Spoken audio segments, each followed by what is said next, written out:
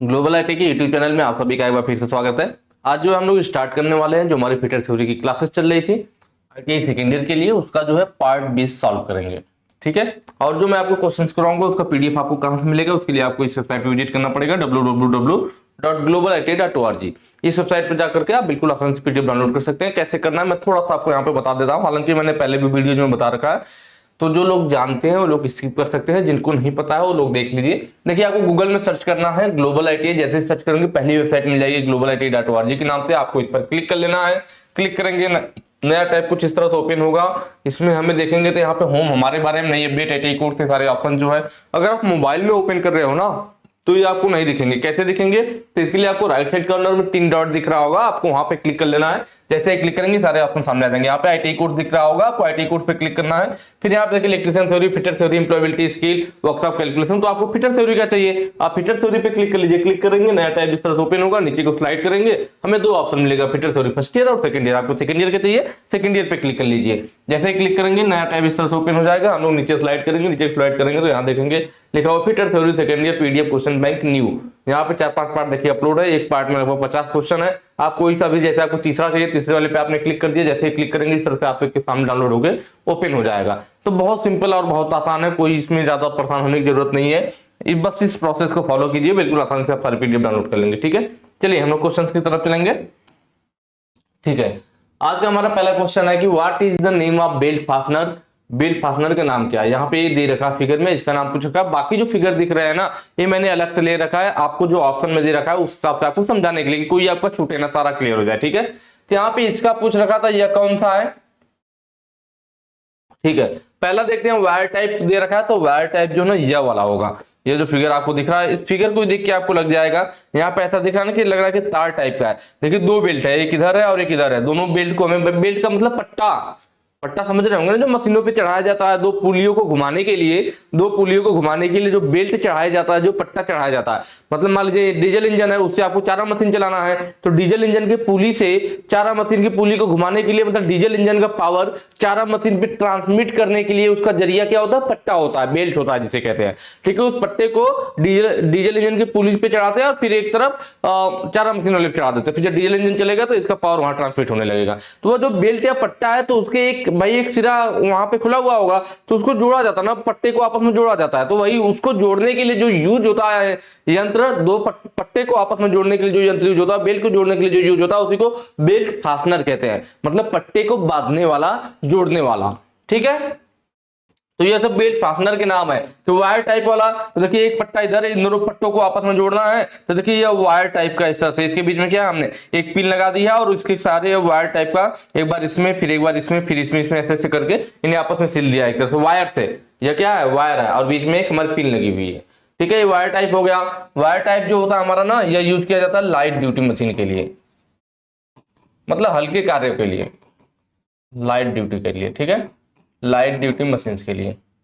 कौन सा? Wire type वाले। लैगेरले टाइप, देखिए यहाँ पे लैगेरले टाइप का आपका है यह वाला जो आपको फिगर दिख रहा है ना, देख रहे हैं, दोनों पट्टों को आपस में ऐसे मोड़ दिया गया, उनके एज को जोड़ा गया है, दोनों पट्टों को आपस में ऐसे मोड़ दिया गया है इस तरह से। और उसके बाद फिर क्या किया हमने, अब इनमें एक इस तरह से यंत्र लगा करके इसमें, और उसके बीच में फिर पिन डाल दी गई है। यह इस पार से इस पार पट्टे में जुड़ा हुआ और उसके बीच में पिन डाल दिया गया आपस में जोड़ने के लिए। ठीक है, तो यह लैगेरले टाइप होता है। और यह जो यूज होता है हमारा हैवी ड्यूटी के लिए। किसके लिए यह यूज किया जाता है? हमारा हैवी ड्यूटी वर्क के लिए, हैवी ड्यूटी मशीन के लिए, भारी काम के लिए। और यह हल्के काम के लिए हुआ, भारी काम के लिए। ठीक है, उसके बाद जो आपका यह क्रिसेंट प्लेट टाइप है ना, तो जो क्रिसेंट है और एक होता है आपका क्या? जैक्सन। यह क्रिसेंट हो गया और एक जैक्सन होता है, जैक्सन। जैक्सन टाइप और क्रिसेंट टाइप, यह जो दोनों है, क्रिसेंट वाला और यह जो जैक्सन वाला है, यह दोनों जो होते हैं हमारे मीडियम के लिए होते हैं, मीडियम ड्यूटी के लिए। क्लियर हुआ? पहला वायर टाइप वाला लाइट ड्यूटी, हल्के कार्य के लिए। लैगेरले टाइप वाला हमारा हैवी ड्यूटी के लिए। और वहीं पे बात किया जाए क्रिसेंट प्लेट और जैक्सन टाइप वाला, ये 2 होते हैं जो मीडियम ड्यूटी के लिए यूज होते हैं। क्रिसेंट प्लेट का जो यह फिगर है, यह क्रिसेंट प्लेट का है, और यह वाला जो फिगर आपको दिख रहा है ना, यह जैक्सन वाला है। जैक्सन का कौन सा है, तो ये वाला फिगर हमारा जैक्सन का। देख रहे हैं ना, जैसे चेन जैसा दिख रहा है, दो पट्टों को इनकी मदद से आपस में जोड़ा गया। जब नॉर्मल चेन जैसा दिख रहा है तो जैक्सन टाइप बोलेंगे, और जब ये चेन में क्या, ये चेन है पूरी प्लेट के रूप में ऐसे बदल जाए, जैसे अगले वाले फिगर में देखिए उसी चैन टाइप से, लेकिन बीच में पूरी प्लेट लगी हुई है ना, पूरी प्लेट टाइप की जुड़ गई है, तो हमारा क्रिसेंट प्लेट टाइप हो जाएगा। क्या हो जाएगा, क्रिसेंट प्लेट टाइप। नॉर्मल है सिर्फ ऐसे चेन जैसा तो जैक्सन टाइप, और यही चेन में क्या है, पूरी प्लेट जैसी चेन जोड़े के रूप में, देखिए जोड़े के रूप में चेन में लग गई प्लेट के साथ जुड़ करके, तो क्या हो जाएगा, क्रिसेंट प्लेट टाइप हो जाएगा। तो इन दोनों को इस तरह से आप आसानी से पहचान सकते हो। और जो यहाँ पे फिगर में दे रखा है यह कौन सा है, तो यह हमारा ऑप्शन सी सही होगा, एलिगेटर टाइप, कंघी नुमा एक तरह से कह सकते हैं एलिगेटर को, कंघी नुमा होता है ना। अब क्या होता है, देख रहे हैं यहाँ पे दो पार्ट है, एक पार्ट यह है, एक पार्ट यह है। इन दोनों पार्टों को क्या किया जाएगा, जो दो हमारे पास पट्टे हैं, जो बेल्ट है, तो एक पार्ट इधर बेल्ट में लगा दिया जाएगा और दूसरा पार्ट इधर बेल्ट में लगा दिया जाएगा। फिर इन दोनों को आपस में ऐसे घुसा देते हैं, ये दोनों क्या होंगे, आपस में अंदर घुस जाएंगे, तो उनके बीच में यह होल बन जाएगा। इस होल में यह जो पिन है, हम पिन को डाल देंगे और यह क्या होगा, हमारा यह जो बेल्ट है वो ज्वाइंट हो जाएगा। तो ये जो दोनों जो पार्ट है, इसके जो बेल्ट फास्टनर है हमारा, एक इस पे कस दिया जाएगा और एक इस पे लगा दिया जाएगा। इस यह जो बना होता है हमारा, किसका बना होता है, स्टील की सीट का। किसका बना होता है, स्टील की सीट का बना होता है। जबकि यह जो बीच में पिन है हमारी, क्या है, जो बीच में हमारी पिन है, ये पिन जो होती है हमारी माइल्ड स्टील की बनी होती है। किसकी बनी होती है, माइल्ड स्टील की बनी होती है। यह ज्यादातर हमारा कहाँ उद्योगों में यूज होता है। यह बेल्ट बहुत अधिक प्रचलित है और जो कि हमारा उद्योगों में मशीनों पर यूज होता है आजकल। ठीक है, ज्यादातर यही हमारा यूज होता है, एलिगेटर टाइप वाला प्रचलित भी है हमारा, और उद्योगों वगैरह में बेल्ट को जोड़ने के लिए इसी का यूज किया जाता है। नेक्स्ट पे चलेंगे। अगला कह रहा है what is the name, what is the type of gear. ये फिगर दिखा रखा है, पूछ रखा है किस प्रकार का गियर है। ठीक है, हम लोग सबके बारे में देखेंगे। स्पर गियर क्या होता है हमारा, या जो स्पर गियर है हमारा, तो स्पर गियर हो, स्पर दिया, ठीक है, हैरिंग बोन भी दिया। स्पर गियर, हैरिंगबोन और हेलिकल, ये तीन गियर। स्पर गियर नाम ध्यान दीजिए, spur gear, helical gear, herringbone gear. ये जो गियर हमारे ना, ये समांतर शाफ्टों पे पावर ट्रांसमिट करने के लिए यूज किया जाता है। कहां यूज किया जाता है, समांतर शाफ्टों पे, जो शाफ्ट एक दूसरे के पैरेलल होती है, जिनकी शाफ्ट की अच्छे एक दूसरे को कभी काटती नहीं है, ऐसी जगहों पे पावर ट्रांसमिट करने के लिए स्पर गियर या फिर हेलिकल गियर या फिर हैरिंगबोन गियर यूज किया जाता है। ठीक है, तो स्पर गियर का यह जो फिगर है आपको, स्पर गियर का, ठीक है, देख रहे हैं, एक शाफ्ट यह हो गई और एक शाफ्ट, दोनों शाफ्ट कैसे हैं, एक दूसरे के पैरेलल है, समांतर है, और यहाँ पे यह गियर के दांते जो होते हैं ना, बिल्कुल सीधे कटे होते हैं। देख रहे हैं, या तो कह लीजिए शाफ्ट की तरह ही बिल्कुल सीधे से, शाफ्ट के पैरेलल ही कटे होते हैं दांते। देखिए शाफ्ट के बिल्कुल, शाफ्ट की अक्ष के पैरेलल इसके दांते भी कटे हुए हैं। तो स्पर गियर हमारा सिंपल सा हो जाता है कि भाई क्या होता है स्पर गियर में, दोनों शाफ्ट पे, जहां पे समांतर शाफ्ट पे हमें पावर ट्रांसमिट करना हो, वहां पे हम लोग स्पर गियर यूज करते हैं। और स्पर गियर के जो दांते होते हैं वह शाफ्ट की अक्ष के समांतर ही होते हैं, कह लीजिए इसके दांते बिल्कुल सीधे सीधे कटे होते हैं। ठीक है, क्लियर।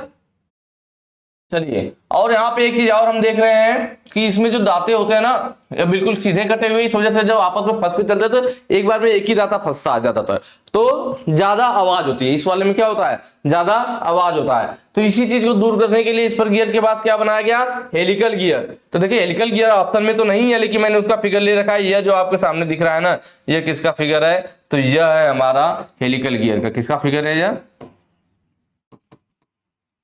Helical gear. ध्यान दीजिएगा, हेलिकल गियर क्या सेम उसी तरह है, उसमें भी समांतर शाफ्ट पे पावर ट्रांसमिट हो रही थी। इसमें भी देखिए दोनों शाफ्ट एक दूसरे के पैरेलल है, समांतर है, और उस पर जो है हमारा क्या और पावर ट्रांसमिट हो रही है। तो फर्क क्या है, फर्क क्या है कि जो उसमें हमारे समांतर शाफ्ट पे तो उसमें भी पावर ट्रांसमिट हो रही थी, लेकिन उस गियर पे जो दांते थे वो सीधे कटे हुए थे, या कह लीजिए अक्ष के समांतर कटे हुए थे। शाफ्ट की अक्ष के समांतर कटे थे या दांते सीधे कटे थे। लेकिन इस वाले गियर में आप देख रहे होंगे, हेलिकल वाले में, इसमें जो दांते कटे हुए हैं या शाफ्ट की अक्ष से एक कोण पे कटे हुए हैं, या कह लीजिए जो दांते कटे हो क्या तिरछे कटे हुए हैं। उसमें दांते बिल्कुल सीधे सीधे कटे थे, इसमें दांते तिरछे कटे हुए हैं, या कह सकते हैं शाफ्ट की अक्ष से एक कोण पर कटे हुए हैं। तो जहां पे इस टाइप के दांते कटे होते हैं वह हमारा हेलिकल गियर कहलाता है। लेकिन इसमें एक दिक्कत है, आप देख रहे हैं ना, इसमें भी तिरछा दांता, इसमें भी तिरछा दांता कटा हुआ है। तो इसमें क्या होता है कि इसमें दो या दो से अधिक दांते आपस में फंस के चलते हैं। इसमें क्या होगा, हेलिकल गियर में जब ये गियर चलते हैं तो आपस में दो या दो से अधिक जाते फंसकर चलते हैं, इस वजह से इसमें आवाज कम आती है। मतलब इस पर गियर की अपेक्षा हेलिकल गियर ज्यादा शांतिपूर्वक चलती है, इसमें आवाज कम आती है। ये लेकिन इसमें एक दिक्कत है, क्या दिक्कत है कि इसके दांते इस तरह से तिरछे कटे हुए हैं, तो यह गियर भी तिरछा कटा हुआ तो इसमें एक टेपर लोड लगना लगता है। मतलब इसके एक्सिस पे यील्ड थ्रस्ट लोड लगता है। क्या होता है यहाँ पे, इसके यील्ड थ्रस्ट लोड लगने लगता है, जिसकी वजह से इस लोड को सहन करने के लिए हमारी इसमें यील्ड थ्रस्ट बियरिंग यूज की जाती है। क्या यूज किया जाता है, यील्ड थ्रस्ट बियरिंग यूज करनी पड़ती है। क्यों भी यूज करनी पड़ती है, क्योंकि इसके दांते टेपर कटे हुए हैं, तो जब ये गियर आपस में फंस के चलता है तो इसमें एक सिरे पर दाब पड़ने लगता है, एक तरफ को एक सिरे पर दाब पड़ने लगता है। उस प्रेशर को सहने के लिए यील्ड थ्रस्ट बियरिंग हमें यूज करना पड़ता है, क्योंकि हमने पढ़ा था बियरिंग में पीछे की थ्रस्ट बियरिंग थ्रस्ट लोड को सहन कर लेती है। तो ये हेलिकल गियर हो गया। तो हमने देखा क्या, पहले तो मैंने आपको बताया इस पर गियर में ज्यादा आवाज, एक ही दांता जनरली फंस के चलता है, ज्यादा आवाज आ रही थी तो आवाज ना आए और सही से पावर ट्रांसमिट हो, तो हमने क्या किया, तिरछे दांते काट दिए। अभी पैरेलल हमारा ट्रांसफर कर रहा है तो तिरछे दांते काट दिए, तो दो या दो से अधिक दांते फंसकर चलने लगे, इससे आवाज आना कम हो गया। लेकिन फिर दिक्कत क्या हमें उत्पन्न हुई तिरछे दांते काटने पे, कि इसके सिरे पे दाब लगने लगा, जिस वजह से हमें थ्रस्ट बियरिंग यूज करनी पड़ी। तो इस चीज को खत्म करने के लिए बनाया गया क्या, हेरिंग बोन गियर। इस कमी को दूर करने के लिए जो यील्ड थ्रस्ट दाब, एक सिरे पे जो दाब लग रहा था उसको खत्म करने के लिए हेरिंग बोन गियर बनाया गया। हेरिंग बोन गियर कुछ अलग गियर नहीं है भाई, ये जो हेलिकल गियर है ना, इस हेलिकल गियर को जोड़े में यूज किया गया और एक दूसरे के विपरीत। जैसे अब इसमें देखिए दो है, अगर एक पे इधर को तिरछा कटा हुआ है तो दूसरी वाले गियर को हमने घुमा के लगा दिया, जिससे कि इस पे इधर को तिरछा दाता चला गया। देखिए दो गियर लगी हुई है, आप एक गियर इधर, एक गियर इधर। क्या है, हेलिकल गियर है। तो दो हेलिकल गियर को, मतलब हेलिकल गियर के जब जोड़े को एक साथ यूज कर लेते हैं, पेयर में जब यूज करते हैं, तो हमारा क्या कहलाता है, हेरिंग बोन गियर। जब हेलिकल गियर को पेयर में यूज करेंगे, जोड़े में यूज करेंगे, तो वही हमारा हेरिंग बोन गियर कहलाता है, कोई अलग गियर नहीं है। तो इससे क्या हो गया, तो यह देख रहे हैं ना, दो हेलिकल गियर है, एक का दाता इधर को तिरछा, एक का इधर का, तो दोनों का एंड थ्रस्ट जो लगेगा आपस में लग करके खत्म हो जाएगा। तो इस शाफ्ट पर कोई भी थ्रस्ट लोड इस तरह का, इसकी तरह आखिरी सिरे पर दाब वगैरह नहीं लगेगा, तो इसमें दिक्कतें नहीं आएंगी। ठीक है, इस वजह से हम लोग क्या है, हेरिंग बोन गियर को हाई स्पीड और हैवी लोड के लिए यूज कर सकते हैं। हाई स्पीड और हैवी लोड के लिए यूज किया जा सकता है। आई बात समझ में, ठीक है। अब बचा क्या, हाई पावर्ड गियर। यहां दिख रहा है ना आपको, हाई पावर्ड गियर क्या है, तो यह भी एक तरह का हमारा क्या है, जो हाई पावर्ड गियर होता है हमारा ना, यह बीवल गियर होता है। बीवल गियर क्या होता है, तो जब हमारी साफ्टे जो हैं, जो हमारी दो साफ्टे हैं, उनका क्या हो, उनकी जो एक्सिस है किसी कोण पर हो। अभी तक हम लोग देख रहे थे, चाहे हमारा क्या स्पर गियर हो, हेलिकल गियर हो, चाहे हेरिंगबोन गियर हो, सबकी साफ्ट क्या थी, समांतर थी। सभी साफ्टे जिसपे हमें पावर ट्रांसमिट करना था, यह सब साफ्टे क्या थी, एक दूसरे के समांतर थी। लेकिन बेवल गियर में क्या होता है, बेवल गियर में हमारा जो दोनों साफ्टे होती है, वो एक दूसरे से किसी न किसी कोण पर होती है। कैसे होती है, किसी न किसी कोण पर होती है, एंगल पर होती है, और उनकी अच्छे एक दूसरे को काटती है। जबकि यह समांतर शाफ्ट है तो इनकी अच्छे कभी भी एक दूसरे को नहीं काटेगी। जितने भी हमने देखा, spur gear, helical gear, herringbone gear, इनकी अच्छे एक दूसरे को कभी भी, शाफ्ट के अच्छे एक दूसरे को कभी भी नहीं कट करेंगी। जबकि हमारा जो बीवल गियर होता है, क्या मैं कह रहा हूं, बीवल गियर, बीवल गियर में क्या होता है हमारा, उनकी शाफ्ट असमांतर होती है। असमांतर मतलब उनकी शाफ्ट के अच्छे एक दूसरे को काटती है, असमांतर होती है। ठीक है, क्लियर हुआ होगा। चलिए अब इसके बाद हम बात करें बीवल गियर में ना, ठीक है, तो उसमें क्या होगा कि साफ्टे हमारे किसी न किसी कोण पर रहेंगे। तो जैसे कि आप देखिए हाई पावर्ड गियर में, और उसमें गति की दिशा बदल जाती है। देखिए 90 डिग्री पर, कभी कभी 90 डिग्री पर भी होता है, किसी भी एंगल पे, और उनकी शाफ्ट अच्छे ऑफसेट होती है। देखिए इसका क्या होगा, इसकी शाफ्ट ऐसे होगी और उसकी शाफ्ट ऐसे होगी, दोनों की अच्छे एक दूसरे को काटेंगे भी, और एक दूसरे को किसी न किसी एंगल पर, भाई एंगल बन गया ना, एक शाफ्ट ऐसे, एक शाफ्ट ऐसे, कोई एंगल बन गया तो किसी न किसी एंगल पर यहाँ पे क्या पावर ट्रांसमिट किया जा रहा है। तो ये हाई पावर्ड गियर होता है। इसमें देखिए जो दांते कटे होते हैं, ये कैसे होते हैं, यह स्पाइरल दांते कटे हैं। कैसे, स्पाइरल है, और बीच में उभार लिए हुए इस, ये थोड़ा सा यहाँ पे गलत हो गया, ठीक है, स्पाइरल और बीच में उभार लिए हुए परवलयाकार होता है, परवलयाकार होता है। कौन सा, हाई पावर्ड गियर। यह कहां यूज किया जाता है, तो यह हमारा ऑटोमोबाइल में डिफरेंशियल गियर बॉक्स में यूज होता है। कहां पे, यूज होगा हमारा कहां पे, ऑटोमोबाइल। ऑटोमोबाइल मतलब, ऑटोमोबाइल का मतलब क्या, कार वगैरह वाहन वगैरह जो होते हैं ना, ऑटोमोबाइल के डिफरेंशियल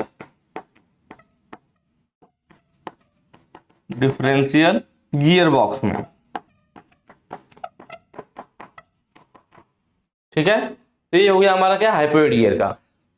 उसके बाद स्पर गियर हो गया, ठीक है, हाइपोइड गियर हो गया, बचा क्या, माइटर गियर। तो अब इसका मतलब ये जो बचा हुआ कौन सा, माइटर गियर है। क्यों है, मैंने बताया था कि इसमें क्या होगा। देखिए एक चीज और हम देखते हैं बेवल गियर में, इसमें देखते हैं ना, जो हमारी गियर होती है फ्रस्टम होता है। फ्रस्टम मतलब शंकु का छिन्नक। शंकु कैसे बनता है, इस टाइप से बनता है ना। अगर यहां से इसको काट दिया जाए तो ऊपरी सिरा ऐसे बन जाएगा और नीचे वाला ऐसे बन जाएगा। तो ये जो आकृति होती है, यह क्या होती है, शंकु का छिन्नक कहलाता है। तो हमारा जो यह होता है ना हाइपोइड गियर, या कह जो बेवल गियर के अंतर्गत ही हाइपोइड गियर आएगा। तो बेवल गियर जो होता है हमारा, वह क्या होता है, एक तरह का, उसमें शंकु का छिन्नक यूज किया जाता है, या कोन की आकृति का इसका गियर होता है। देख रहे हैं ना, आगे पतला पीछे चौड़ा, कोन की आकृति का। बेवल गियर में ही होता था। हाइपोइड गियर भी एक तरह का बेवल गियर ही है। यह भी देखिए हमारा बेवल गियर ही है। तो माइटर गियर कब बोलते हैं, तो जब दोनों शाफ्ट के अच्छे क्या हो जाए, एक दूसरे से 90 डिग्री। देखिए एक इधर आ गया और एक इधर चला गया, कितने पे, 90 डिग्री पे। तो जब दो गियर लगी और उनकी शाफ्ट के अच्छे एक दूसरे से 90 डिग्री पे, किसी अन्य कोण पर है तो बेवल गियर के अंतर्गत ही आएगा। अगर परवलयाकार इस तरह से स्पाइरल जाते हैं तो हाइपोइड गियर हो जाएगा। और अगर उनके क्या एक्सिस एक दूसरे से 90 डिग्री पे, हम देखते हैं यहाँ पे दो गियर यूज किए गए और उनकी एक्सिस क्या थी, एक दूसरे से 90 डिग्री पर थी। प्लस एक चीज और ध्यान देना होता है कि माइटर गियर हम कब बोलेंगे, एक तो उनकी जो अच्छे हो, एक मिनट वीडियो चल रही, ठीक है, उनकी जो एक्सिस हो, दोनों जो अच्छे हो एक दूसरे से 90 डिग्री पे हो, प्लस उनमें जो गियर यूज किया गया हो सिमेट्रिकल गियर हो। सिमेट्रिकल, ध्यान दीजिएगा यह वर्ड, कैसा गियर हो, सिमेट्रिकल गियर हो। सिमेट्रिकल का मतलब सममित होता है। क्या होता है, सममित। सममित का मतलब शेप और साइज में एक समान। सिमेट्रिकल का मतलब क्या हो गया, शेप व साइज में एक समान।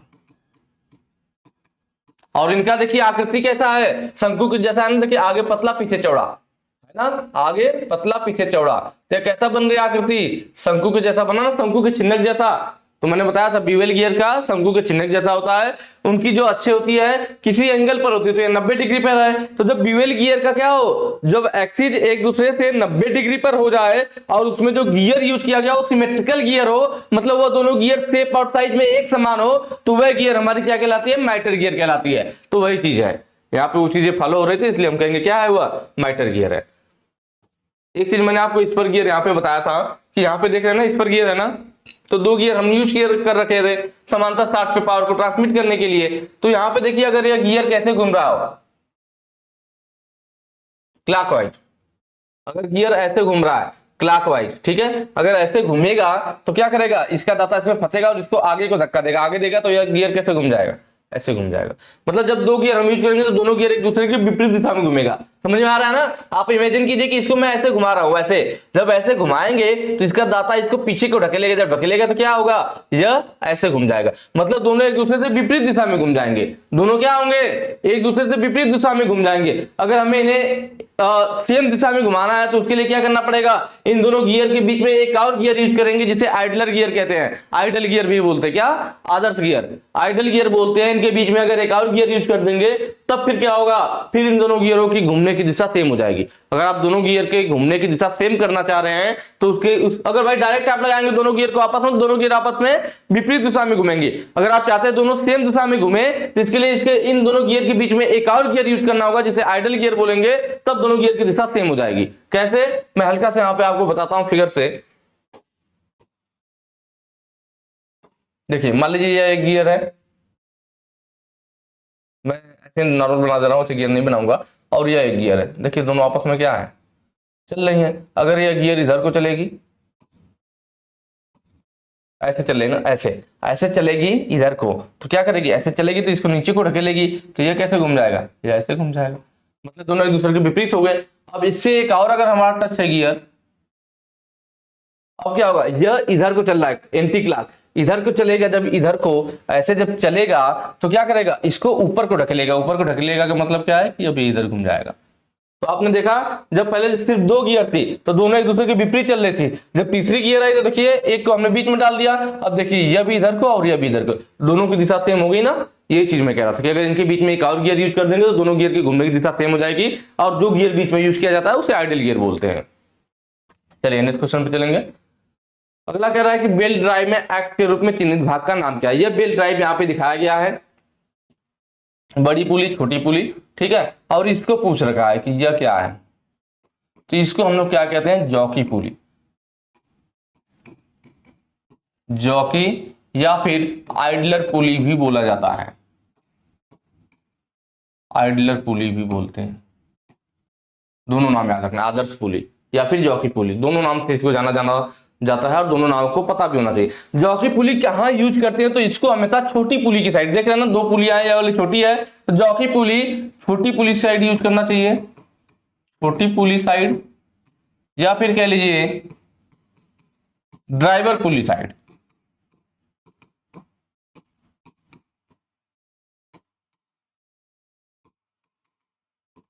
ठीक है, छोटी पुली साइड या फिर ड्राइवर पुली साइड। और बेल्ट पे किधर यूज करेंगे भाई, एक तरफ टेंशन में होगा बेल्ट और एक तरफ लूज होगा, स्लैक होगा, जिधर लूज होगा उसको स्लैक साइड बोलते हैं, तो हमेशा स्लैक साइड यूज करते हैं। कहां यूज करते हैं, slack side, slack side use किया जाता है बेल्ट के, ठीक है। देखिए इसमें क्या है, यह हमारा जो छोटी वाली होती है जनरली वही ज्यादातर ड्राइवर पुली होती है। ड्राइवर पुली मतलब घुमाने वाली पुली है, और यह इसको घुमा रही है तो इसको ड्रिवेन पुली बोलेंगे। क्या बोलेंगे, ड्रिवेन, चलित। ड्राइवर मतलब चालक पुली और ड्रिवेन का मतलब चलित पुली। तो ये ड्रिवेन पुली हो गई हमारी, ये ड्राइवर पुली हो गई, ठीक है। अब ड्राइवर पुली कैसे है, देखिए ये दिखा रखा है कि बेल्ट इधर को इधर जा रहा है, तो इधर कैसे जाएगा, जब यह पुली ऐसे घूम रही होगी भाई, जब ये पुली ऐसे घूमेगी तभी तो बेल्ट को इधर को खींचेगी। तब यहाँ पे जब हमारी पुली ऐसे घूम रही है एंटी क्लॉकवाइज और बेल्ट ऐसे खिंचाव में आ रहा है, मतलब इधर तनाव में होगा, इधर से खींचा जाएगा और ऊपर जाके क्या हो जाएगा, लूज हो जाएगा। भाई पुली ऐसे घूम रही है एंटी क्लॉकवाइज, तो इधर से भाई जब ऐसे घूमेगा तो इसको इधर को खींचेगा, जब खींचेगा तो ये वाला ऐसा बेल्ट का तनाव में आएगा और ऊपर जाकर के लूज हो जाएगा। तो स्लैक साइड, लूज वाला साइड किधर है, यह है, यह कौन सा है, स्लैक साइड है।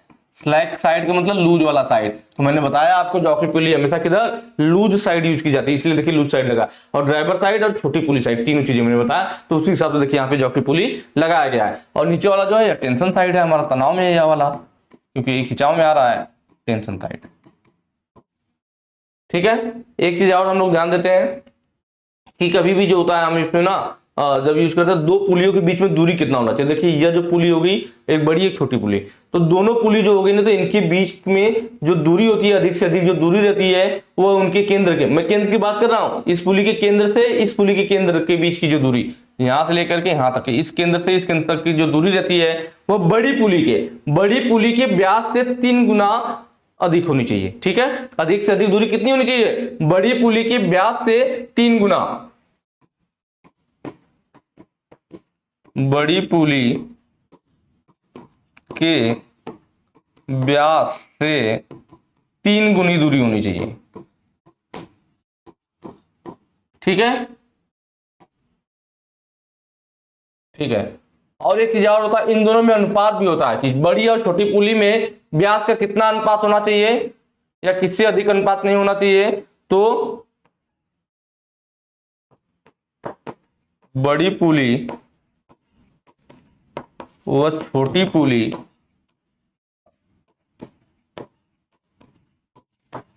के व्यास का अनुपात 6:1 से अधिक नहीं होना चाहिए,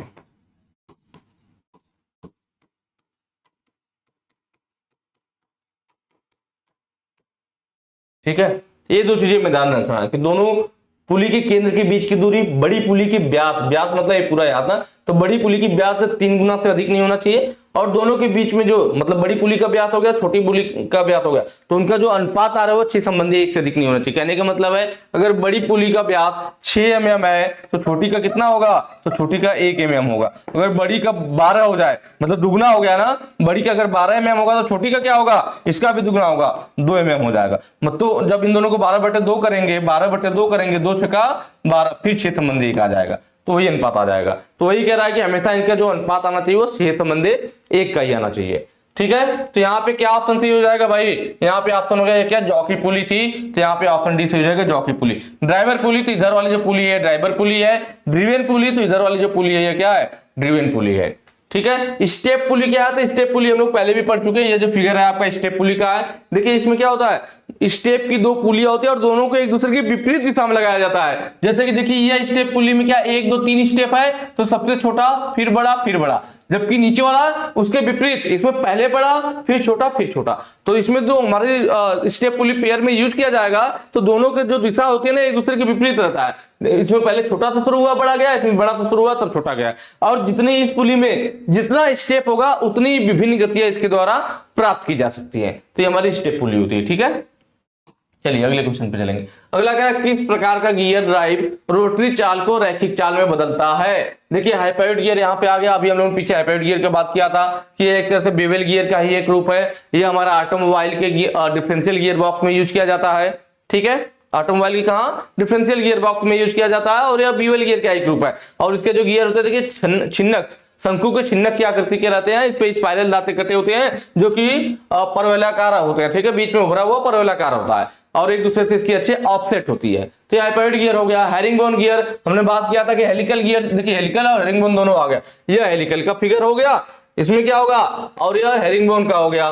तो हमने बात किया था कि हेलिकल गियर क्या होता है, तो इसमें जो होता है दोनों शाफ्ट पे एक दूसरे के पैरेलल होती है, दोनों शाफ्ट एक दूसरे के समांतर रहती है, उसपे हमें पावर ट्रांसमिट करना होता है। लेकिन इसमें जो दांते कटे होते हैं वह एक अक्ष पर या कह लीजिए शाफ्ट की अक्ष से किसी कोण पर कटे होते हैं। तो इसमें एक बार में 2 या 2 से अधिक दांते फंसकर चलते हैं, जिससे यह कम आवाज करता है। यह गियर काफी शांत होती है, लेकिन इस पर एक सिरे पे दाब लगने लगता है, जिसको सहन करने के लिए हेलिकल गियर के साथ थ्रस्ट बियरिंग यूज की जाती है।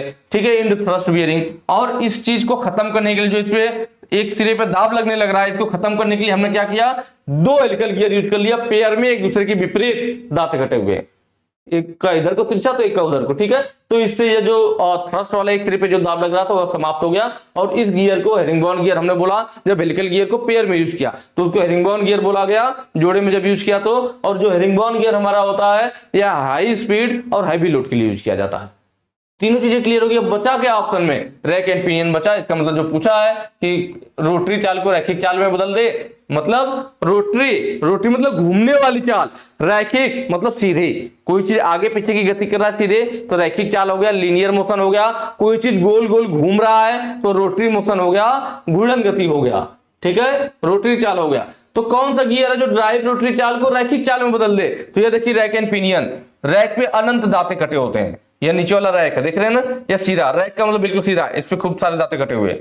और यह दूसरा जो है जो छोटा गियर होता है उसको पिनियन बोलते हैं। तो यहाँ पे देखिए ये ऊपर वाला गियर है, गियर को हम लोग पिनियन बोला जाता है। तो जब यह गियर चलेगा गोल गोल, भाई ये गियर ऐसे राउंड राउंड, मतलब यह रोटरी मोशन देगा। कैसा मोशन देगा, रोटरी।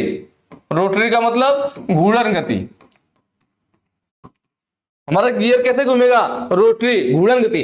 लेकिन ये दाता इससे जब फंस करके इसको खींचेगा तो ये कैसे चलेगा, तो ये आगे पीछे सीधा कर दे, मतलब लीनियर मोशन में, रैखिक गति। Rack gear rotary motion, rack आगे पीछे गति, क्योंकि ये जब दाता इसको खिसकाएगा तो सीधे ऐसे आगे बढ़ेगा, जब गियर को ऐसे घुमाएंगे तो सीधे पीछे बढ़ेगा, मतलब आगे पीछे सीधा गति कर रहा है, तो लीनियर मोशन। तो ये किसकी वजह से संभव हो पाया कि हमने रोटरी मोशन को लीनियर मोशन में बदल दिया। लीनियर को चाहिए तो रोटरी बदल लीजिए, किसकी वजह से, तो हमने देखा यार रैक एंड पिनियन की वजह से हुआ। ठीक है, किसकी वजह से हुआ, रैक एंड पिनियन की मदद से हुआ। या हम लोग इसको यूज, जैसे ड्रिल मशीन आपने देखा है, ड्रिल मशीन में जब हमें कहीं पे होल करना होता है तो साइड में उसका हैंडल होता है, फीड हैंडल। हम फीड हैंडल को गोल गोल घुमाते हैं, फीड हैंडल को गोल गोल घुमाते हैं, और जो ड्रिल बीट होती है वो स्पिंडल के साथ सीधे सीधे गति करती है ऊपर नीचे। तो ये जो ऊपर नीचे सीधे सीधे गति कर रही है ये क्या हो गया, लीनियर मोशन हो गया। और हम हैंडल को जो गोल गोल घुमा रहे हैं वह रोटरी मोशन हो गया, घूर्णन गति हो गया। तो हमने गोल गोल घुमाया, लेकिन हमारा जो स्पिंडल था, जो ड्रिल बिट था, वो सीधा सीधा आया, मतलब रोटरी को लीनियर में बदल गया गया। इसका मतलब वहां पे क्या लगा होगा, वहां पे लगा होगा रैक एंड पिनियन वाला, ये वाला सिस्टम उसके अंदर लगा होगा, तभी वो संभव हो पाया। या फिर लेथ मशीन में भी होता है, ये फिगर आप देख रहे होंगे, जो लेथ मशीन में हमारा कैरियज होता है, तो आप देखोगे कैरियज पे इस तरह से गोल हैंडल लगा होता है, हम इसको गोल गोल घुमाते हैं और इसके ऊपर हमारे यह क्या है, टूल पोस्ट वगैरह लगे रहते हैं, कंपाउंड रेस्ट, टूल पोस्ट सब इसके ऊपर है, क्रॉस स्लाइड, तो यह सब कैरियज पे लगा हुआ है, यह एप्रन कहलाता है और यहाँ पे हैंडल लगा होता है एप्रन के पास में। तो जब हम इसको गोल गोल घुमाते हैं और यह क्या करता है, ये हमारा सीधे आगे आता है सीधे पीछे जाता है। मतलब हमने यहाँ पे रोटरी मोशन दिया, गोल गोल घुमाया, इसे घूर्णन गति दिया, लेकिन यह जो हमारा टूल था यह सीधे सीधे आगे बढ़ा और सीधे सीधे पीछे गया। हमने उल्टा घुमाया तो पीछे गया, सीधा घुमाया तो आगे गया। तो ये लीनियर मोशन, मतलब हमने गोल गोल मतलब रोटरी मोशन दिया और ये बदल गया लीनियर मोशन में, सीधे सीधे आगे पीछे गति। तो ये किसकी वजह से संभव हुआ, ये हुआ रैक एंड पिनियन की मदद से। आप देख भी सकते हैं यहाँ पे ऐसे देखिए दाता काटा गया तो ये रैक कहलाएगा हमारा, और यहाँ पे गोल गोल घूम रहा है तो ये गियर पिनियन कहलाएगा। जब आप गोल गोल घुमाओगे तो इसमें टकराएगा और इसको आगे को ढकेलेगा, आगे ढकेलेगा तो ये इधर को जाएगा। जब इसको इधर के एंटी क्लॉकवाइज घुमाएंगे तो इसको इधर को ढकेलेगा तो ये इधर को मोशन करेगा। तो इस तरह से रैक और पिनियन की मदद से हम लोग रोटरी मोशन को लीनियर मोशन में, लीनियर मोशन को रोटरी मोशन में बदल सकते हैं। चलिए आगे देखते हैं। अगला कह रहा है गियर में एक्स के रूप में चिन्हित भाग का नाम क्या है। ये गियर का एक फिगर दिखा रखा है, पूछ रखा है कि इसको क्या कहते हैं। हम लोग धीरे धीरे सभी पार्ट के नाम देख लेते हैं कि इसको क्या बोलते हैं। ठीक है, देखिए जो ऊपर वाला हिस्सा ना, यह इसको हम लोग टॉप लैंड बोलते हैं। क्या बोलते हैं, टॉप लैंड। ठीक है, जो नीचे वाला हिस्सा भाई ये टॉप लैंड, तो नीचे बॉटम।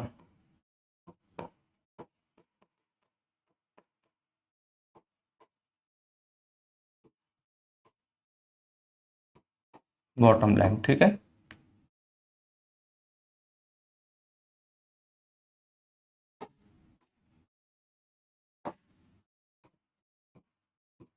बॉटम लाइन हो गए। यहाँ पे देख रहे हैं इस दाते को दो भागों में बांटा गया है, आधा पे से यहाँ लाइन खींच। तो ऊपर वाला जो होता है ना हमारा फेस होता है और नीचे वाला फ्लैंक होता है। इसमें भी दो ना, ऊपर वाला फेस नीचे वाला फ्लैंक। ठीक है, लिखा हुआ क्लियर नहीं दिख रहा होगा, आप लोग थोड़ा पढ़ लीजिएगा ना, जो मैं बोल रहा हूँ उसको सुनते रहिए। चलिए आगे अब देखते हैं। अब यहां से यहां तक यह क्या है, तो हमारी देखिए यह फेस हो गया हमारा, और यहां से यहां तक क्या होगी, फेस की चौड़ाई होगी। तो यह जो एक्स पूछ रखा है यह क्या हमारा फेस विड्थ है, फेस विड्थ, फेस की चौड़ाई। तो यही यहाँ पे पूछा भी था, तो यहाँ पे ऑप्शन डी सही हो जाएगा, फेस विड्थ। ठीक है, बाकी क्या है, देखिए जो ऊपर वाला है ना, इस वाले को हम लोग अडेंडम सर्कल बोलते हैं। ये जो गोलाई में सर्कल बनेगा इसको क्या बोला जाएगा, अडेंडम सर्कल,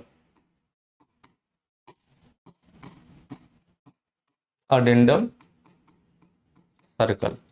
ठीक है, जो सबसे नीचे वाला है इसको हम लोग बोलते हैं रूट सर्कल या डिडेंडम सर्कल, रूट सर्कल या डिडेंडम,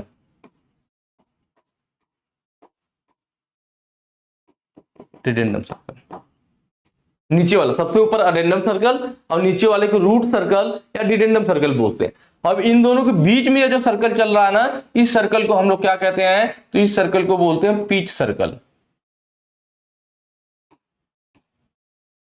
चलिए इसको कहीं इधर बना देता हूं मैं, ये जो बीच वाला सर्कल चल रहा है क्या हो जाएगा हमारा, पिच सर्कल।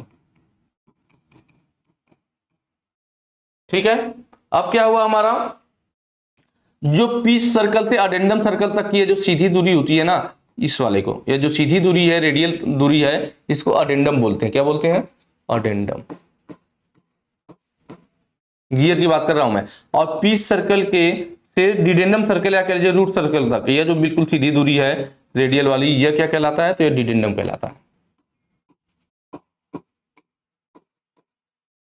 चलिए इतनी चीजें हुई। अब हमने यहाँ पे देख लिया क्या, फेस विड्थ भी देख लिया, top land, bottom land, face flank, इतनी चीजें पता चल गई। और सभी सर्कल भी हमने लगभग देख लिया। अब यह एक और सर्कल देखिए, इसके जस्ट ऊपर एक और सर्कल दिख रहा है ना, यह वाला जो सर्कल है, जो यह हमारा सर्कल है ना, एक और सर्कल दिख रहा होगा आप लोग को जस्ट इसके ऊपर, डिडेंडम सर्कल के जस्ट एक ऊपर यह एक और सर्कल बन रहा है। ठीक है, तो यह हमारा हो जाता है क्या, बेस सर्कल, बेस सर्कल, या फिर कभी कभी इसको क्लियरेंस सर्कल भी बोलता है। क्लियरेंस जो आती है ना, क्लियरेंस सर्कल। क्लियर हो गया ना। देखिए पिच सर्कल पे जो लाइन है हमारी पिच लाइन हो गई। अब पिच जो होता है हमारा ना, एक दाते से यहां से यहां तक हो गया। ठीक है, तो अब देखिए हमारा क्या हो गया, टूथ के अगर मान लीजिए जो दांते, दांते की थिकनेस की बात करें कहाँ होगा, तो यहाँ पे पिच लाइन पे हम लोग लेते हैं ना। ये जो पिच सर्कल था या ये क्या हो गई, ये पिच लाइन हो गई, और इसी को हम लोग पिच सर्कल कहते हैं। तो ये पिच सर्कल पे हमारा जो ये बनेगा यहाँ से यहाँ तक, ये जो चौड़ाई है ना, यही क्या होगा, टूथ थिकनेस, मतलब दांते की मोटाई, टूथ थिकनेस। कई बार इसके दांते की मोटाई पूछ लेता है, यहां से क्लियर हो जाएगा, टूथ थिकनेस। ठीक है, और ये जो यहाँ पे जो दांतें बनती हैं तो हल्का सा यहाँ पे देखेंगे तो कर्व दिया जाता है, बिल्कुल नुकीला नहीं, इसका कर्व रहता है, उस कर्व को हम लोग क्या बोलते हैं, फिलेट बोलते हैं, फिलेट। तो ये जो गियर हो गए ना, इसके मेन मेन जो मैक्सिमम पार्ट जो आपके एग्जाम में आते हैं उसको मैंने आपको बता दिया लगभग लगभग। ठीक है, चलिए ये क्या था जो क्वेश्चन में पूछा था, वो फेस विड्थ था। आगे चलते कह रहा है यदि शाफ्ट के बीच की दूरी बहुत कम है तो किस प्रकार के बेल्ट का उपयोग किया जाएगा। भाई शाफ्ट के बीच की दूरी क्या है, कम है, क्या है, वो भी बहुत कम है कह रहा है। तो कौन सी गियर, तो जहां पे हमारे दो शाफ्टों के बीच में दूरी बहुत कम होती है वहां पे हम लोग वी बेल्ट यूज करते हैं। क्या यूज करते हैं, वी बेल्ट यूज करते हैं, जिसका एंगल भी कभी कभी पूछता है। तो ऑप्शन है यहाँ पे सही हो जाएगा वी बेल्ट। फिगर कौन सा है भाई, तो यह है, देखिए वी बेल्ट का फिगर। यहाँ देख रहे हैं ना वी जैसी आकृति, ये गियर जिसके सॉरी जिस पुली पे यूज करेंगे उसमें भी ग्रुप टाइप का कटा होगा। और ये जो हमारा बेल्ट होता है ना, इसके आगे की आकृति ऐसे ट्रेपेजियम समलंबाकार होती है। इस तरह से हमारा गियर देखिए बना हुआ, सॉरी पुली बना हुआ है। यह सॉरी मैं यार थोड़ा कंफ्यूजन हो गया ना, देखिए पुली बोल दिया मैं यहाँ पे, ये पुली नहीं है आपका, क्या है, यह बेल्ट है।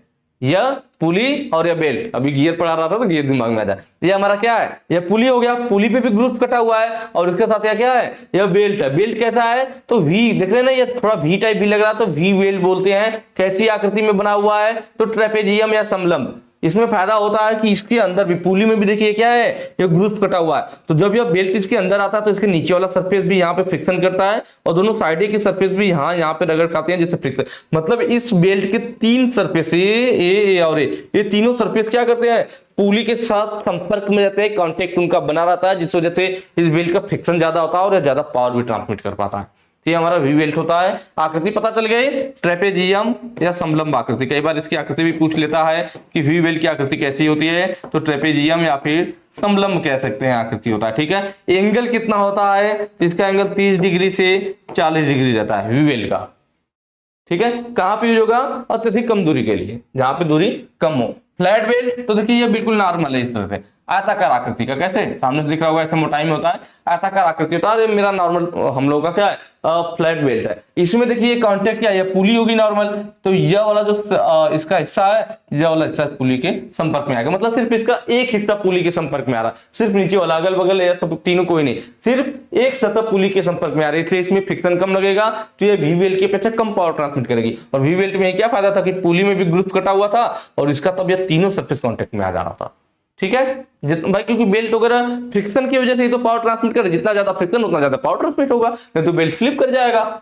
लिंक बेल्ट, तो यह जो फिगर आपको दिख रहा है ये लिंक बेल्ट का है। देखिए लिंक का मतलब क्या, छोटे छोटे बेल्ट अलग अलग टुकड़े दिख रहे हैं, मतलब छोटे छोटे चमड़ों को टुकड़ों को आपस में जोड़ करके बनाया जाता है। किसको, लिंक बेल्ट को। देखिए लिंक कर दिया गया, कई सारे को एक साथ जोड़ दिया, छोटे छोटे टुकड़े होते हैं चमड़े के, उन्हें आपस में जोड़ करके लिंक बेल्ट तैयार किया जाता है। इनकी लंबाई अनंत होती है, कुछ फिक्स नहीं होता है, क्योंकि कई सारे चमड़े के आपके क्या है टुकड़े, उनको जोड़ करके आप बना लीजिए। कहां आपने देखा होगा तो आप ध्यान दीजिएगा, अगर नहीं भी दिखे तो कुछ जनरेटर होगा आपके आसपास ना, किसी दुकान पे आप जाके जनरेटर देखना, तो जनरेटर में रेडिएटर के पास जो फैन घूमता है, ऊपर रेडिएटर के पास क्या होता है, जो फैन घूमता है जनरेटर में, तो उस फैन पर देखेंगे तो यही बेल्ट चढ़ा होता है, लिंक बेल्ट। उस फैन पे कौन सा बेल्ट चढ़ा होता है, लिंक बेल्ट चढ़ा होता है, यही चमड़े के छोटे छोटे टुकड़े जोड़ करके बने होते हैं। ठीक है, रिब्ड बेल्ट क्या है, तो यह जो आपको फिगर दिख रहा है रिब्ड बेल्ट है।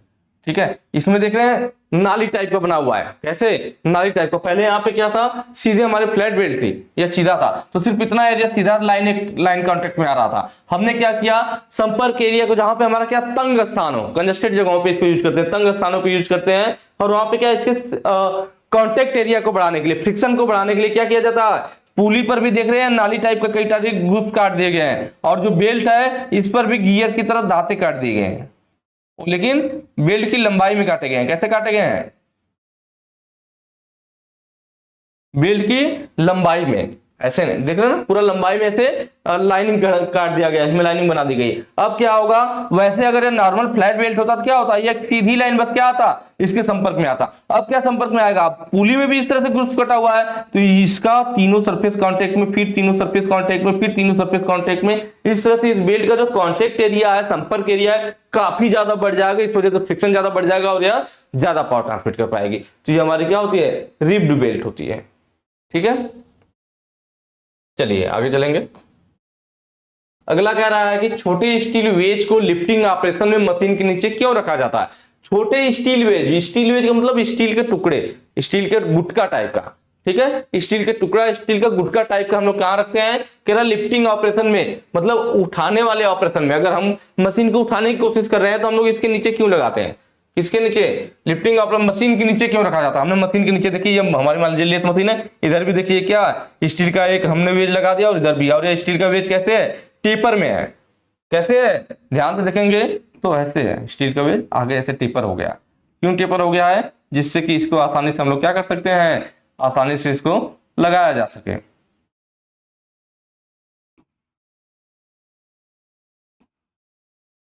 ये इस टाइप से हमारा, तो ये आगे टेपर में बना होता है जिससे कि इसके नीचे आसानी से चला जाए।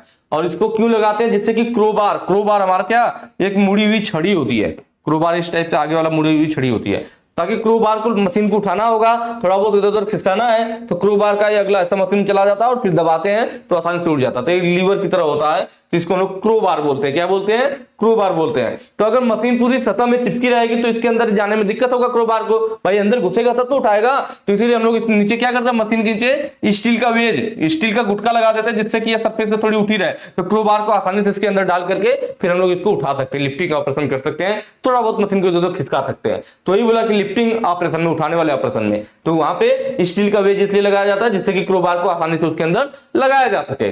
तो वही देखिए यहाँ पे ऑप्शन दे रखा है, to accept the crowbar, crowbar को स्वीकार करने के लिए, इसीलिए स्टील का वेज का टुकड़ा लगा दिया जाता है। क्रोबार कोई अलग चीज नहीं है, नाम बस क्रोबार लग रहा है, क्या है, एक छड़ी है जो कि आगे से इस तरह से मुड़ी हुई है, जिससे कि आसानी से इसके अंदर डाल करके ऐसे प्रेशर लगाएंगे तो उड़ जाएगी। गांव वगैरह में आपने देखा होगा, बांस या लकड़ी को ले लेते हैं और उसको डाल करके उठाने की कोशिश करते हैं, तो वही चीज है और कोई नई चीज नहीं है।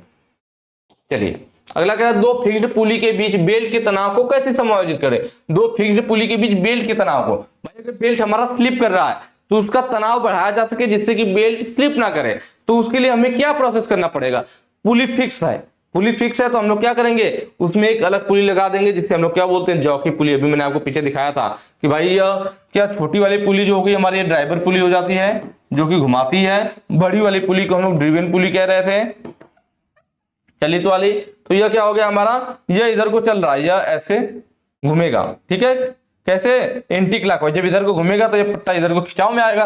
भाई जब ये ऐसे घूमेगा, ऐसे घूमेगा तो ये लपटाएगा तो ऐसे खिंचाव में आएगा, तो इधर कौन सा साइड हो गया, ये हमारा टेंशन साइड हो गया,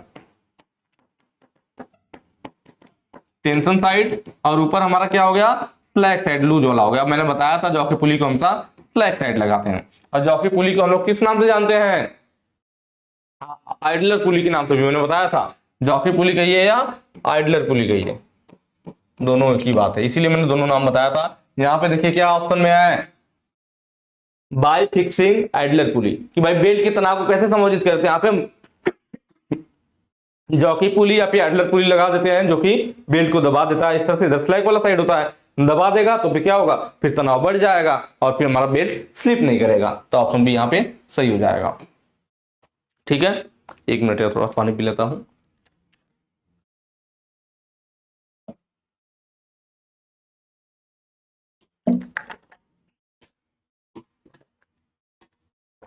ठीक है, चलिए अगले क्वेश्चन पे चलेंगे।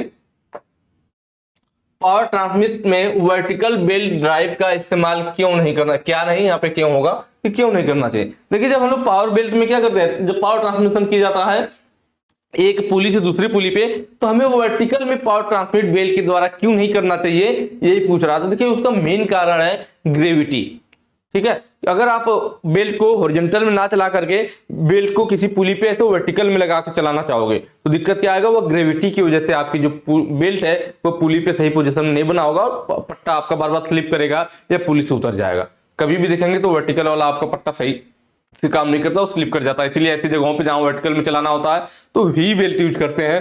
वी बेल्ट क्या करता है, क्योंकि दोनों साइड पुली में ग्रुप कटा होता है, उस ग्रुप के बीच में वी बेल्ट रहता है तो स्लिप नहीं होता है। नॉर्मल अगर आप पुली यूज करेंगे तो क्या होगा, वो स्लिप कर जाएगा, किस वजह से, क्योंकि उसे ग्रेविटी के खिलाफ काम करना होता है, इस वजह से स्लिप कर जाता है, ग्रेविटी की वजह से दिक्कत होती है। तो यही पूछ रखा है यहाँ पे कि भाई वर्टिकल बेल्ट ड्राइव का इस्तेमाल क्यों नहीं करना चाहिए। वर्टिकल में मतलब क्या है, पुली ऊपर एक नीचे और ऐसे ऐसे वर्टिकल में हो, क्यों नहीं करना चाहिए, ग्रेविटी की वजह से। तो ऑप्शन देखिए सी है, because of gravitational pull and slippage, कि भाई गुरुत्वाकर्षण खिंचाव की वजह से क्या होगा, स्लिप कर जाएगा, इस वजह से वर्टिकल वाला हम लोग नहीं यूज करते हैं। अगला देखिए, अगला कह रहा है कि कपलिंग का नाम क्या है। ये एक कपलिंग दिखा रखा है और नाम क्या है ये मैंने आपको पहले भी बता रखा है, ठीक है। तो उससे पहले देख लेते हैं स्लिप कपलिंग। तो ये वाला जो फिगर है देखिए स्लिप कपलिंग का है, ठीक है। स्लिप कपलिंग में क्या होता है कि हमारे जो दो शाफ्ट होती है उस पर एक एक कपलिंग लगा दी जाती है और इस कपलिंग पे देखिए इस तरह से दांते कटे होते हैं, दांते कटे हुए हैं। तो हमारा यह वाला जो कपलिंग है ये एक स्प्रिंग के प्रभाव से आपस में दोनों जुड़ जाते हैं और चलते रहते हैं। तो ये फ्रिक्शन की वजह से भाई ये दांते इस टाइप से दांता दोनों फंस के चलेगा, आपस में नजदीक आएगा, शाफ्ट को जोड़ देगा और पावर ट्रांसमिट करना शुरू कर देगा। तो ये फ्रिक्शन की वजह से पावर ट्रांसमिट करेगा। लेकिन कभी कभी क्या होता है कि अगर गति ज्यादा हो जाए, इनके फ्रिक्शन से गति ज्यादा हो जाए, तो उस केस में क्या होगा, यह दाता इस पर स्लिप कर जाएगा और मशीन में टूट फूट नहीं होगी और अलग हो जाएगा। अगर हमारी क्या होगी, स्पीड ज्यादा हो जाए इनके फ्रिक्शन से, तो इस तरह के दांते कटे होने से ये फायदा होता है कि ये मशीन आपस में, यह दोनों क्या होते हैं आपस में स्लिप कर जाते हैं, जिस वजह से आपकी मशीन में टूट फूट होने से बच जाता है। इसलिए इस कपलिंग को क्या कहते हैं, स्लिप कपलिंग कहते हैं, ठीक है। अगला है क्लैंप कपलिंग। देखिए ये जो है स्लिप कपलिंग हो गया आपका, ये क्लैंप कपलिंग है आपका, ठीक है। क्लैंप में क्या है, तो ये देखिए हमारे यूज कहाँ होता है, मैं आपको पहले भी बता चुका हूं, कपड़ा मिलों में। कहा, टेक्सटाइल मिल, टेक्सटाइल मिल्स में, कहने का मतलब है कपड़े के मिल, जहां पे कपड़े बनते हैं वहां कपड़े वाले जो मिल होते हैं में यूज किया जाता है, ठीक है। इसमें क्या होता है देखिए, और दो हमारे क्या बेलनाकार भाग होते हैं, अलग अलग भाग होते हैं। देखिए आधा बांट दिया, बेलनाकार भाग है जिसके बीच में क्या है, शाफ्ट की आकृति का ग्रूव्स कटा हुआ है, इसमें भी और इसमें भी।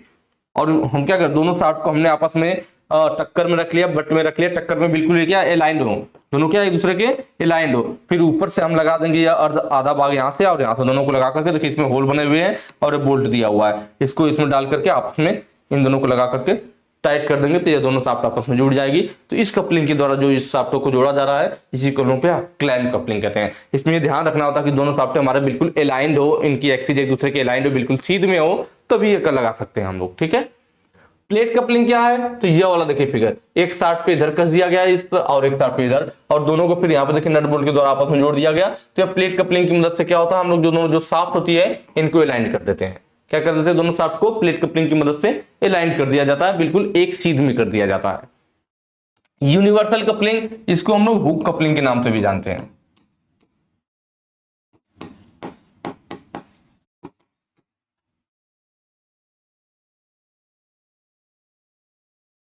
ठीक है। इसको किस नाम से जाना जाता है, हुक कपलिंग के नाम से भी जाना जाता है। यूनिवर्सल कपलिंग को नाम याद रखिएगा, यूनिवर्सल कपलिंग या हुक कपलिंग, वही वाला है। तो यहाँ पे ऑप्शन डी सही हो जाएगा। इसमें क्या देखिए, दो फोर्क होते हैं, एक और दो, दो फोर्क होते हैं, ये दोनों हमारे फोर्क हो गए, और इनके बीच में क्या रहता है, एक सेंटर ब्लॉक होता है।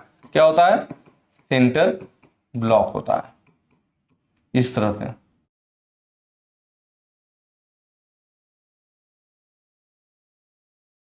ठीक है। सेंटर ब्लॉक हो गए, दो फॉर्क हो गए और ये सेंटर ब्लॉक हो गया। ये अभी मैं आपको पहले दिखा रहा हूं, दोनों फॉर्क को आपस में हम लोग क्या करते हैं, दोनों फॉर्क को हम लोग आपस में ऐसे लगा देते हैं और सेंटर ब्लॉक में चारों साइड हिस्सा होता है तो चारों में चला जाता है। ये अभी हमारा कहाँ यूज होता है, तो ये हमारा ऑटोमोबाइल में, भाई यूनिवर्सल कपलिंग कहाँ यूज होता है, ऑटोमोबाइल,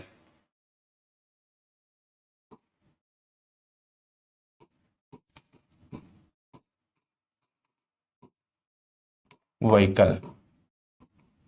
मैंने बताया भी था कि अगर आप ट्रक वगैरह का देखेंगे तो नीचे आपको ट्रक की जो पहिया होती है क्या होता है, जिसमें आपके इंजन आ गया, पीछे वाले पहिया को जिसमें घुमाया जाता है, तो वहां पे हम लोग ये वाला यूज करते हैं आपका कपलिंग, ठीक है, यूनिवर्सल कपलिंग वाला। और प्रोपेलर शाफ्ट पे वाहनों में ना नीचे देखेंगे तो मुंडा जैसा बड़ा सा दिखता है, ट्रक जब चालू होती है तो गोल गोल घूमता है नीचे, ध्यान देंगे तो ट्रक वगैरह में दिख जाएगा आपको। चलिए नेक्स्ट क्वेश्चन पे चलेंगे। अगला कह रहा है पावर ट्रांसमिशन में पुली का फेस क्राउन क्यों होता है। जो पुली होती है उसके फेस को क्राउन के, क्राउन का मतलब है कि पुली जैसे हमारी फ्लैट नहीं है, मान लीजिए गोल पुली हमारी, इसका सिरा फ्लैट नहीं कर रहे हैं, इसको कैसे कर रहे हैं, फ्लैट नंबर थोड़ा सा ऐसे क्राउन उत्तल में बना रहे हैं। पुली के सिरे को कैसे बना रहे हैं, उत्तल लिए हुए बना रहे हैं, इसी को क्राउन बोला जाता है। जब पुली के फेस को बिल्कुल सीधा ना बना करके जो इसका फेस बना हुआ इस तरह से उत्तलता में बना दिया जाए तो इसको क्या बोलते हैं कि पुली के फेस को क्राउन कर दिया गया है। तो क्राउन क्यों किया जाता है, क्राउन इसलिए किया जाता है कि जिससे हमारी जो इस पे बेल्ट चल रही है, तो क्या होगा, पुली के फेस को क्राउन करने से इस पर जो बेल्ट चलेगी, यह क्राउन वाला हिस्सा बेल्ट को सेंट्रलाइज रखता है, केंद्र में रखता है, उसको स्लिप होने से बचाता है। इसीलिए पुली के फेस को बिल्कुल फ्लैट ना बना करके उन्हें थोड़ा क्राउन कर दिया जाता है, उसमें उत्तलता दे दी जाती है, ठीक है।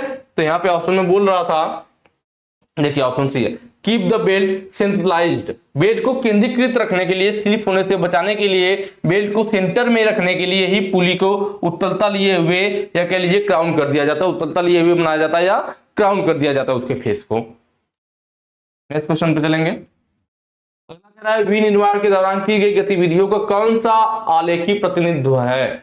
देखिए विनिर्माण मतलब मैन्युफैक्चरिंग के दौरान, which graphical representation of the activities perform during manufacturing, कि मैन्युफैक्चरिंग के दौरान कौन सा हम लोग ग्राफिकल इसमें रिप्रेजेंटेशन यूज करते हैं विनिर्माण के दौरान की गई गतिविधियों के लिए, ठीक है, जो भी एक्टिविटीज हुई है, क्या है, which graphical representation of the activities perform, जो भी एक्टिविटीज परफॉर्म की गई है, जो जो प्रोसेस किया गया है उसको किसके द्वारा मैन्युफैक्चरिंग के दौरान दिखाया जाता है। तो वो आपका क्या होता है, देखिए कौन कौन से प्रोसेस हुए, कब हमने कौन सा ऑपरेशन किए, उसको कब हम लोग क्या है एक जगह से दूसरे स्थान पर ट्रांसपोर्ट किए, फिर उसमें जो डिले हुआ, ये सब चीजें कहाँ नोट किया जाता है, किस वाले चार्ट में, तो वो होता है आपका क्या, प्रोसेस चार्ट। ऑप्शन बी जो है आपका प्रोसेस चार्ट, नाम में ये क्या, प्रोसेस चार्ट, मतलब मैन्युफैक्चरिंग के दौरान जो जो प्रोसेस हुआ वो कहां लिखा जाएगा, प्रोसेस चार्ट में लिखा जाएगा। वही पूछा था कि विनिर्माण के दौरान की गई गतिविधि का मतलब कौन कौन सा प्रोसेस किया गया, जो जो प्रोसेस हुआ वो कहां होगा, प्रोसेस चार्ट में लिखा जाएगा। ऑप्शन बी आपका सही हो जाएगा। अगला है फास्ट और लूज पुली असेंबली में एक्स के रूप में चिन्हित भाग का नाम क्या है। देखिए यहाँ पे फास्ट और लूज पुली दिखाया गया है और ये एक्स वाला पूछ रहा है कि यह क्या है हमारा, तो हमें इसमें ध्यान देना होता है। देखिए इस साइड वाला पूछ रहा है, जब भी इस तरह से ना पुली के साइड लगा के पूछता ना कि यह क्या है, देखिए इधर दोनों जो पुलियां होती है, ये दोनों जो पुली होती है हमारी कौन सी होती है, ये दोनों जो पुली होती है, ये दोनों पुली हमारी फ्लैट पुली होती है। कौन सी पुली होती है, फ्लैट पुली होती है, ठीक है। और यह ड्राइवर साइड वाली होती है, फ्लैट पुली किधर वाली है, ये ड्राइवर साइड वाली है, और इधर वाली ड्रिवन साइड कहलाती है। और क्या होगा हमारा, देखिए यह हमारा होगा फ्लैट वाला, और इधर जो साइड से पूछा है ना, यह जो पुली, देखिए ये पुली बिल्कुल फ्लैट है, सीधा बना होता है, फ्लैट पुली होता है इसीलिए। और इधर वाले देखेंगे ना, देखिए यहाँ से फिगर में ऐसे हल्का सा उतलता लिए हुए, ये पुली इधर वाली कैसे बनी हुई, ऐसे उतलता लिए हुए बनी हुई, उतलता लिए हुए बना हुआ, मतलब ये कौन सी पुली हो गई, क्राउन पुली। कौन सी पुली हो गई, क्राउन पुली हो गई, ठीक है। फास्ट और लूज की जब बात करेगा तो देखिए जब यह जिसपे देखिए ये बेल्ट दिख रहा है, क्या पूरा लाइन दिख रहा है बेल्ट का ना, तो इधर वाला जब इसको पूछे कि यह सामने से कि ये कौन सी पुली है, ये फास्ट पुली हो जाएगी, कि यह शाफ्ट के साथ लगी होती पूरा घूमती है। और अगर इधर वाला पूछे कि यह कौन सी पुली, सामने से जब पूछे तो यह क्या हो जाएगा, लूज पुली। जब साइड से पूछे तो क्राउन पुली, जब सामने सोचे कि भाई यह कौन सी पुली है तो लूज पुली, और इधर वाली कौन सी है, फास्ट पुली। तो मतलब इस पे यह वाला बेल्ट कैसे डॉट डॉट है, तो ये लूज पुली है। लूज पुली का मतलब शाफ्ट के साथ कनेक्ट नहीं होती, घूमती नहीं, फ्री रहती है, इस पे घूमती रहती है ना, शाफ्ट के साथ नहीं कनेक्ट, और यह शाफ्ट के साथ कनेक्ट होती है, शाफ्ट के साथ घूमती है। तो फास्ट पुली, और जो शाफ्ट के साथ नहीं घूमती है वह लूज पुली। देखिए फास्ट पुली क्या है, लूज पुली क्या है आपको पता चल गया, क्राउन पुली भी पता चल गया, और फास्ट ड्राइव पुली, और सॉरी फ्लैट ड्राइव, तो मैंने बताया ना यह फ्लैट पुली होता है जो कि ड्राइवर साइड है, तो इसलिए ड्राइव पुली कह सकते हैं। क्लियर वो सारी चीजें, चलिए तो यहाँ पे ऑप्शन कौन सा सही हो गया भाई, इसको पूछा था तो क्राउन पुली ना, ऑप्शन सी सही हो जाएगा। अगला क्वेश्चन देखते हैं। अगला कह रहा है कि अल्प रिलेटिव, एक सेकंड पीछे, ठीक है, अल्प रिलेटिव मूवमेंट के लिए किस कपलिंग का उपयोग किया जाता है, मतलब which coupling is used in the place for slight relative movement, थोड़ा बहुत रिलेटिव मूवमेंट हो सके, अल्प रिलेटिव मूवमेंट हो ना, थोड़ा बहुत जिसमें हो सके, तो वह कौन सी कपलिंग है, चेन कपलिंग। तो देखिए चेन कपलिंग कौन सी है भाई, तो यह वाला जो फिगर आपको दिख रहा है ना, यह फिगर, यह कौन सा है, चेन कपलिंग का। इसमें क्या होता है, फ्लैंज दोनों शाफ्ट पे हम लोग जो दो शाफ्टें होती है उनको फ्लैंज कपलिंग के द्वारा, कपलिंग के द्वारा क्या दो शाफ्टों को जोड़ा जाता है, कपलिंग का काम है दो शाफ्टों को जोड़ना। तो वहां पे हम क्या करते हैं, फ्लैंज की जगह हम दोनों शाफ्ट पे स्प्रॉकेट यूज करते हैं, भाई चेन में स्प्रॉकेट होता है ना, तो दोनों शाफ्ट पे स्प्रॉकेट यूज करते हैं, और उस स्प्रॉकेट को डुप्लेक्स चेन के द्वारा आपस में जोड़ दिया जाता है, जिससे दोनों शाफ्टें आपस में जुड़ जाती है, तो ये हमारा क्या होती है, चेन कपलिंग कहलाती है। यह जो चेन होता है डुप्लेक्स चेन होती है, ठीक है। और दोनों शाफ्ट पे क्या हमने स्प्रॉकेट लगा रखा है, और फिर डुप्लेक्स चेन के द्वारा दोनों शाफ्ट जो हमारे स्प्रॉकेट उनको जोड़ दिया गया, और स्प्रॉकेट हमारे शाफ्ट पर लगी हुई है, तो दोनों शाफ्ट आपस में जुड़ गई, तो ये हमारी चेन कपलिंग हो गई। और ये जो फिगर आपको दिख रहा है ना, ये हमारा फ्लेक्सिबल कपलिंग का है, ये वाला फिगर चेन का होगा। अभी फ्लैंज मैं अगले वाले पेज पे दिखाऊंगा आपको फिगर। देखिए फ्लेक्सिबल कपलिंग तो यह है, फ्लेक्सिबल कपलिंग में क्या है, तो यहाँ देख रहे हैं जो बोल्ट है ना, तो ये बोल्ट का होल इसमें ठीक है, और इधर वाले में क्या है, बोल्ट आपका ये लगा हुआ है, ठीक है, और होल थोड़ा इससे बड़ा है, और यहाँ पे देख रहे हैं ब्लैक कलर का जो वाशर इसमें दे दिया गया है, क्या दे दिया गया है यहाँ पे, इस साइड में वाशर है और किसका वाशर है, लेदर का। वाशर क्यों लगाया गया है कि अगर होल हमारा थोड़ा बिल्कुल अगर परफेक्ट साइज का होता तो ये बिल्कुल इसमें टाइट, ये दो फ्लैंज है देखिए, एक फ्लैंज ये हो गया, एक फ्लैंज ये हो गया, दोनों फ्लैंज क्या होगा, दो शाफ्ट पर, एक शाफ्ट इधर हो गई, एक शाफ्ट इधर, तो दोनों फ्लैंज को दो शाफ्ट पे कस देंगे, फिर इनमें क्या होगा, देखिए 1 2 3 4 या फ्लैंज दिखाया गया, फ्लैंज में 4 होल होते, बीच में की के लिए जगह दिया हुआ, शाफ्ट पे लगाने के बाद की में लगा दिया जाएगा, या फ्लैंज की से शाफ्ट पे जाम हो जाएगा, फिर इधर भी 4 होल, तो दोनों पे हमने एक एक फ्लैंज लगाया है, तो दोनों फ्लैंज में 4 4 होल होंगे, चारों होल एक दूसरे के आमने सामने आ जाएंगे, फिर इन होल में हम लोग बोल्ट लगा करके टाइट कर देंगे, तो दोनों आपस में जुड़ जाएंगे। ठीक है, तो यहाँ पे क्या करते हैं, देखिए यहाँ पे थोड़ा सा स्पेस दे दिया जाता है और वहां पे वाशर लगा दिया जाता है, जिससे कि अगर शाफ्ट हमारे पूर्ण रूप से अलाइनमेंट ना हो, थोड़ा बहुत उसमें रिलेटिव मूवमेंट भी हो, तो उसको एडजस्ट कर सके, इसीलिए यहाँ पे देखिए रबर का वाशर भी, लेदर का वाशर भी लगाया जा रहा है। ठीक है, तो ये फ्लेक्सिबल, नाम ये क्या, फ्लेक्सिबल, जो थोड़ा बहुत मूवमेंट होगा तो उसको सहन कर लेगी, ये फ्लेक्सिबल टाइप की वाशर लगा दिया गया रबर का। ठीक है, वाशर का, लेदर का, तो ऑप्शन सी यहाँ पे सही हो जाएगा भाई, कि अल्प रिलेटिव मूवमेंट के लिए फ्लेक्सिबल टाइप की कपलिंग यूज करेंगे। फ्लैंज कपलिंग और मफ कपलिंग क्या है, अगले फिगर में देख लेते हैं। देखिए यह जो हमारा फिगर दिख रहा है ना, यह हमारा क्या है, यह फ्लैंज कपलिंग का है, फ्लैंज कपलिंग, यह दोनों जो फिगर है, ठीक है, किसके हो गया, फ्लैंज कपलिंग। और यह जो हमारा फिगर है, यह फिगर किसका हो गया, तो यह फिगर हो गया हमारा क्या, मफ कपलिंग।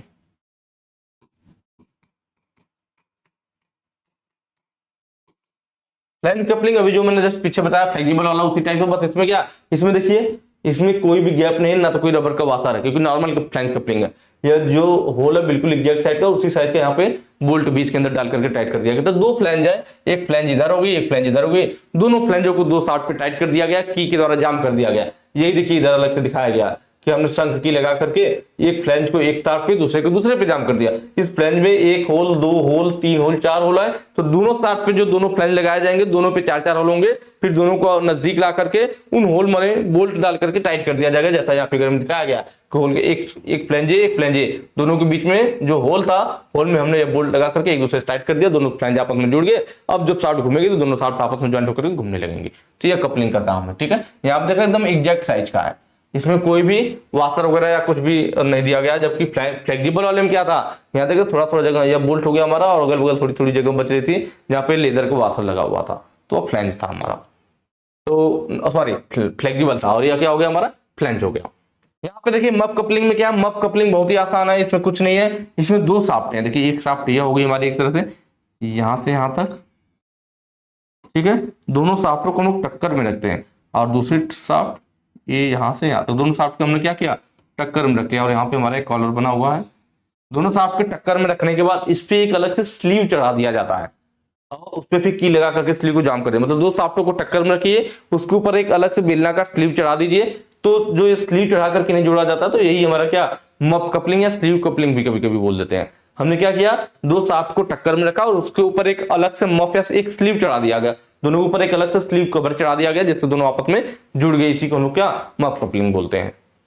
अगले क्वेश्चन पे चलेंगे। तेरा दो मेटिंग गियर पर काल्पनिक सर्कल कौन सा है, दो मेटिंग गियर पर काल्पनिक सर्कल की बात कर रहा है कि काल्पनिक सर्कल कौन सा होता है। ठीक है, काल्पनिक सर्कल मैंने पीछे वाले में बताया था आपको, जो पिच सर्कल होता है कौन सा, जैसे देखिए इसमें मैंने मैक्सिमम आपको पीछे बता रखा है कि यह क्या होता है, यह हमारा रेंडम सर्कल है।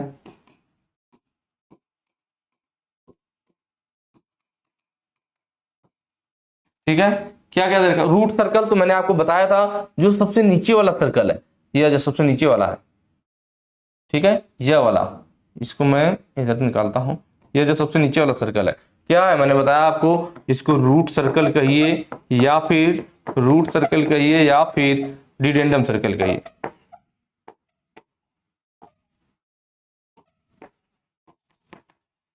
पता चला भाई, रूट सर्कल या डिडेंडम सर्कल कौन सा है, ये नीचे वाला हो गया हमारा। ठीक है, बेस सर्कल, तो देखिए बेस सर्कल इसके जस्ट ऊपर वाला मैंने बताया था, एकदम नीचे वाला रूट सर्कल या डिडेंडम सर्कल, इसके जस्ट ऊपर यह वाला जो सर्कल है, यही हमारा क्या होता है, बेस सर्कल होता है। कभी कभी इसको क्लियरेंस सर्कल भी लिखता है। ठीक है, और फिर क्या बचा भाई, बेस सर्कल पता चल गया आपको, रूट सर्कल पता चल गया, पिच सर्कल मैंने बताया था कि एडेंडम सर्कल, यहाँ पे आपका डिडेंडम सर्कल, और बीच वाला यह जो सर्कल जाता है, ये बीच वाला क्या है हमारा, पिच सर्कल होता है। क्या होता है,